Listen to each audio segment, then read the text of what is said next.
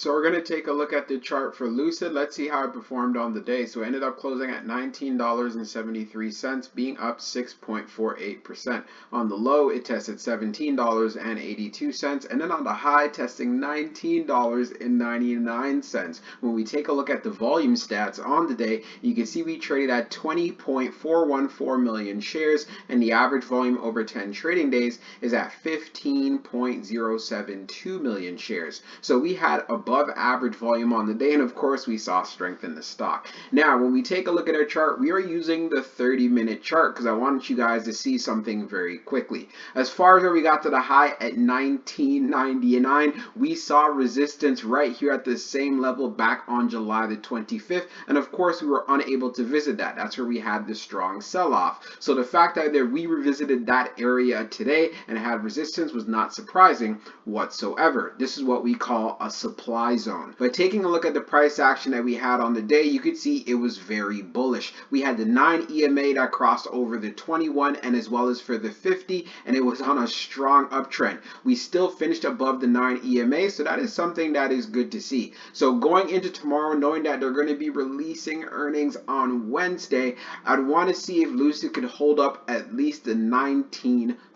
I don't think that is too much to ask. This is right around this level we have here. If we're able to hold support right here at the 21, this is not too bad either, which is at 19.21. And if we're able to pull this off, what does it do? It gives us a higher low since we tested at 17.82. And what we're looking for is a break out of this $19 level. We want to see Lucid making that move to $20, and prior to earnings, it'd be very interesting if it can get back up here. You can see, let me just make the screen a lot smaller there, $20.61.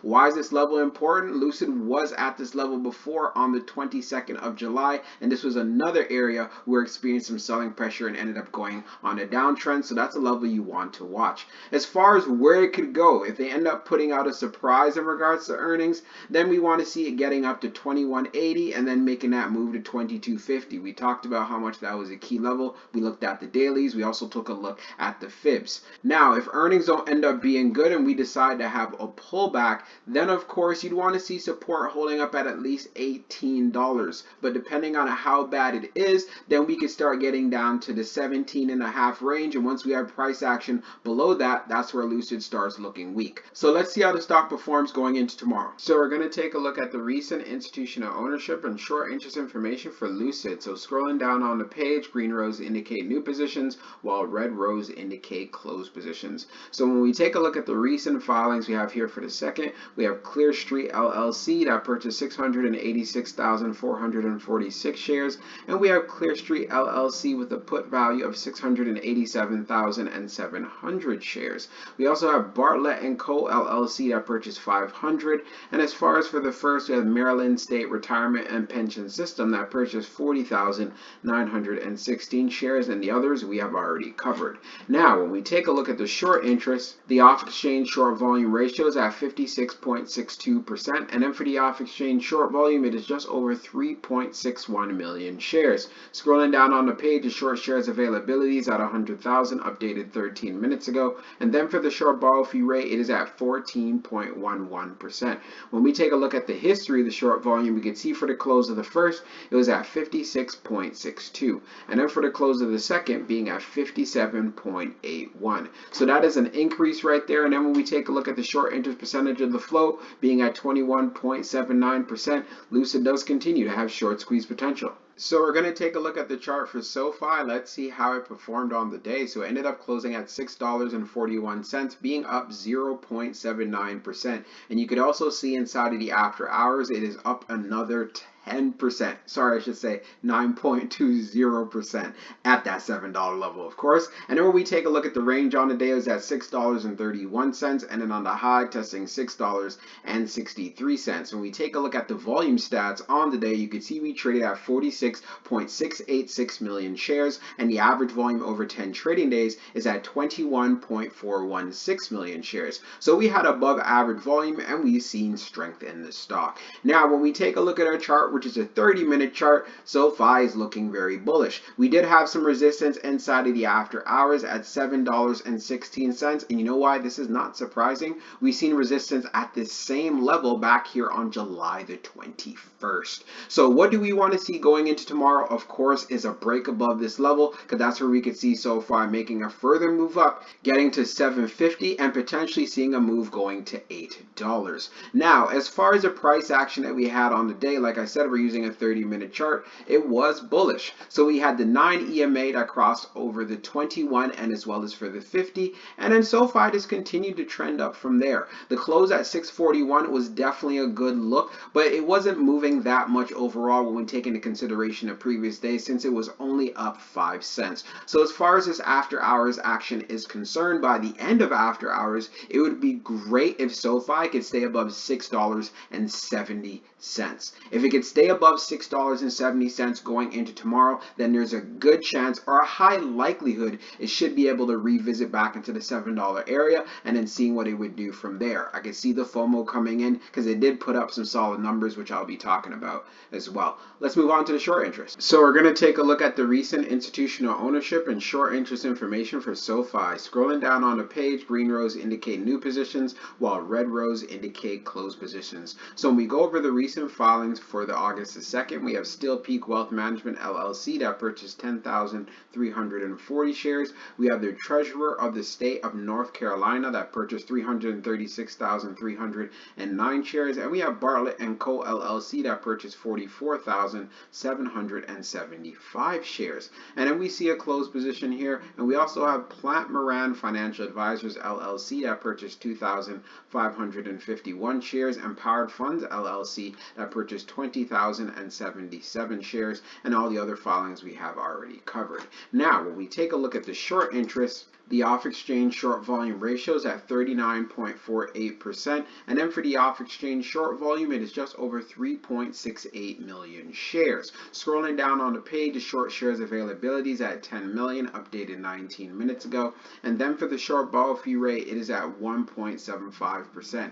When we take a look at the history of the short volume, we can see for the close of the first, it was at 39.48, and then for the close of the second, being at 51.67. So that is a significant increase right there. And then when we take a look at the short interest percentage of the float being at 19.01%, SOFI does continue to have short squeeze potential. Now let's go over the earnings. So we're on Market Watch, so we're going to go over the recent article that came out in regards to SOFI's earnings. So SOFI stock gains after earnings as revenue beats and losses shrink. Scrolling down so we can get more of the info, here it is. So shares of SOFI Inc. were up nearly 3% after hours trading Tuesday after the company beat expectations with its latest results and delivered an upbeat earnings forecast for the current quarter. The company reported a second quarter net loss of $95.8 million or 12 cents a share, where areas it recorded a loss of $165.3 million or 48 cents a share in the year prior quarter. That is a massive improvement right there. Analysts tracked by FactSet were modeling a 14-cent GAAP loss per share for their latest quarter. So again, they beat. SOFI also posted adjusted earnings before interest and taxes, depreciation and amortization, which is EBITDA, of $20 million, up from $11 million a year before and ahead of the FactSet consensus, which was for $10 million. Great improvement. Revenue increased to $362 million from $231 million, while analysts had been looking for $344 million, so they crushed it. While the political and fiscal and economic landscapes continue to shift around us, we have maintained strong and consistent momentum in our business, Chief Executive Anthony Noto said in a statement. We built our products and services to provide durable growth and profitability, and that is what we are delivering. SoFi saw 2.5 million in personal loan originations during its second quarter, which marked a 91% rise relative to a year prior. Again, this company is growing fast. This outperformance resulted from a year of investment in technology to automate and accelerate the application to approval process for qualified borrowers and constant testing of risk controls and underwriting models to maintain the highest credit quality, SoFi executives said in the release. The company disclosed that the student loan volume of $399 million to the quarter was down to about 25% of SoFi's average pre-pandemic volume, as a moratorium on student loan payments continues to weigh in on the business. For the third quarter, SoFi executives model adjusted earnings before interest, taxes, and depreciation and amortization (EBITDA) of $75 million to $80 million, where areas analysts were expecting $35 million. Let's go. Management projects that a more significant portion of the second half revenue and EBITDA results will be generated during the fourth quarter, executives added.